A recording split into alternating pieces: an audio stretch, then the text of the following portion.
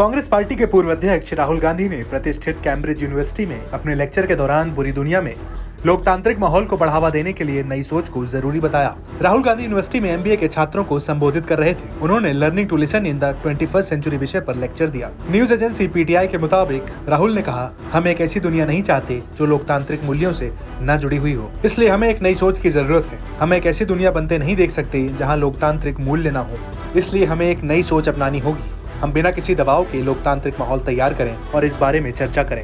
हाल के वर्षों में भारत और अमेरिका जैसे लोकतांत्रिक देशों में विनिर्माण क्षेत्र में गिरावट का उल्लेख करते हुए राहुल ने कहा, इस बदलाव से बड़े पैमाने पर असमानता और आक्रोश सामने आया है, जिस पर तत्काल ध्यान देने और संवाद की जरूरत है। उन्होंने कहा कि सुनने की कला बहुत शक्तिशाली होती है। साथ ही राहुल ने कहा, दुनिया में लोकतांत्रिक व्यवस्थाओं का बहुत महत्व है। उनके लेक्चर को 3 प्रमुख भागों में विभाजित किया गया था। इसकी शुरुआत भारत जोड़ो यात्रा के जिक्र से शुरू हुई।